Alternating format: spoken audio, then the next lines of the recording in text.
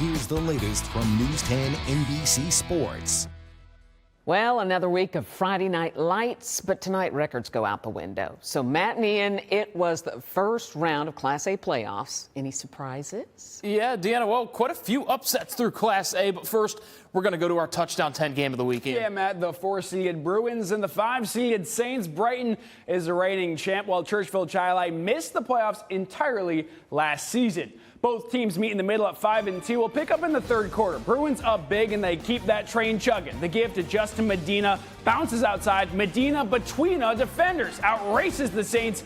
He's in for 6. Bruins lead by 28. Saints next drive. Everybody touches the ball. Jackson Leonard gets it back on this trick play that has the cameraman in hell. And if that's not proof enough that it worked, Amaja Jackson walks in for the Saints. They're on the board. They get the ball back thanks to an onside kick, but shortly after, Colin Rosignol punches it loose. Matthew Heininger falls on it, and Brighton is back in business. Who else but Justin Medina? He could have made his way to Argentina. The junior puts up 184 yards as Brighton is moving on with a 35-14 win. We started strong, and then that was something we've had slow starts in the past, and we haven't really gotten into a rhythm. But tonight, they really did a great job this week in preparation, understanding the game plan, understanding what we wanted to do. We knew we were the defending champs, and we didn't want this to be our last game ever.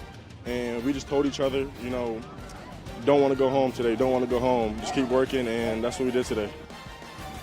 What a stat line there. 6-seed Schroeder visiting 3-seed Hilton. Kalen Watkins, he's been balling out all season. Hits his favorite target, Anthony Amico. That led to a field goal as the Warriors go on top early. Later on, Schroeder, well, they kind of want to pull ahead in this one. Watkins has more time than a watch, but the Cadets have it covered. Connor Starwold keeps it 3-zip at the half. Move on to the first play of the second half, and right away we got a fumble, and Schroeder recovers. Richard Rinaldi, Webster with momentum, and a couple plays later, Antonio Tebow, no relation to Tim Tebow, but hey, just as tough. Warriors pitch a shutout, 17-zip. How about 2-seed Webster Thomas taking on Victor? Blue Devils hoping this one can be the start of a Cinderella story, but the shoe didn't fit early. The Titans' Rashad Monson with a monsoon of a hit. The ball is loose. Thomas takes over. Moments later, the Jets sweep to Ashton Thomas. Number 1 gets it down to the 1, but stops short of the goal line. And one play later, MJ Wells doing it well. Punches it in. Thomas leads 6-0 early. To the second quarter, 4th and 1 for Victor. Nathan Harris gets stopped in the backfield before, wait for it, whoop, the spin cycle gets him loose and gets the first down. Later on the drive, Gus Papajohn delivers, and Joshua Laughlin hauls it in.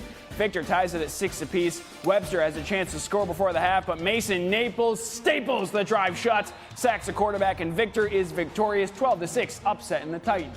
Didn't see that one coming. How about this one? A crazy one here. 8-seed Spencerport at top seed Irondequoit. Rangers going past Dominic Sprague with a catch and a spry move. Picks up a big chunk of yards. And a few plays later, Amari Marionetti Smith rumbles in. Spencerport just down 12-7 late in the third. So an upset brewing. How about the onside kick?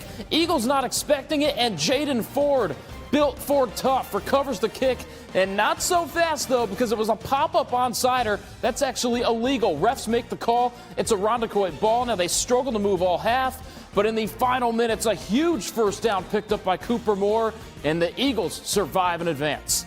Now here's the bracket update. Great one setting up between top seed Irondequoit and 4-seed Brighton. And then look at this, 6-7, 6-seed Schroeder will play 7-seed Victor. Didn't expect to see that matchup, but that is playoff football for you, Ian. Thanks, Matt. So that's Class A1, meaning whoever comes out of that bracket will play the winner of A2, our next bracket, for a chance at the state tournament. But first, you got to get through your own side of the tournament. A back and forth and nail-biter in Canandaigua as the Grey Wolves welcome in Athena. Let's pick it up in the fourth. CA up by 14. Athena gives the ball to Travis Porters, who jukes and turns on the afterburners for a 52-yard score. Trojans don't want their season to end just yet. But CA says anything Athena does, we can do better. Some trickery in the backfield before Jordan Thomas gets it out of a cloud of dust. Thomas is breaking through for 68 yards and the score 28-13 and letting the defense know. Athena undeterred though and goes back to Portis, skirting the sideline for another touchdown. Canandaigua still leads by 7 and they're going to answer again. Thomas swings around the outside, slides through the end zone. 35-21. Wolves hold on, winning by 6. Great one there. Let's look in on this one. 1-seed East, Tay Brown looking to pass deep on their first offensive play, but the one-on-one battle is won by Adam Martinez. So Wilson taking over with a big turnover. But from that to an even bigger play. Wildcats, they're going to fumble in the end zone, and Zion Tyson agrees with the ref. Yeah, hands over the head. That's a safety. East is on the board 2-zip. So the ensuing drive, the handoff is going to go to Amir Bush, and he's going to go straight for the pylon. East rolls on to the A2 semis, 48-6. The top seed Eagles have won 4 in a row. And Brockport hosting Greece Arcadia, 2 hosting the 6 and A2. Mason Scott back to pass. He has all day. Goes to the middle of the field. Isaac Kingsley bobbles it, catches it, scores it. Blue Devils lead 14-0 in the first. Ensuing kickoff, Brockport says, we like offense. Let's do more of it. Yarding on Henry recovers the surprise onside kick for the Devs. And great Scott, Mason Scott does it again. Throws across his body for Aiden Matthews to accelerate this drive. One more for good measure. Mason Scott fires to Anthony Lana. And Brockport says, nah, to Greece Arcadia. Blue Devils win 42-6. All right, Eastridge and Gates Chili Spartans have the lead, but not so fast. Kamari Hayes, hey, we got a fullback in the Goodyear 2025. Lancers go up 1 point. So they're going to go for 2. Anthony McKinney to Troy Calkins. Eastridge leads 22-19 after that. So Gates Chili needs to answer. Nathaniel McKinney airs it, and it's snatched out of thin air by Justin Weathers. It's raining interceptions in Gates, and Eastridge is in business again. And after that, guess who? Kamari Hayes off to the races, his 3rd touchdown. The fullback is here to stay, and so is Eastridge. They're moving on. Coming back from a sectional championship, it means a lot. I mean, we were 2-5, and a lot of teams doubted us. They beat us during our homecoming, and we've been waiting for the whole season till we got our get back. We finally got it, came out here, we had a few injuries, but won it for our guys, Yeah, Calkins with the 2-point conversion catch and that second game-sealing interception. So it's mostly chalk in the Class A2 bracket, but yeah, Eastridge sets up a meeting with East in the semis. Eastridge won that regular season meeting back in week 1, 7-6. Brockport will host Canandaigua for a trip to the finals.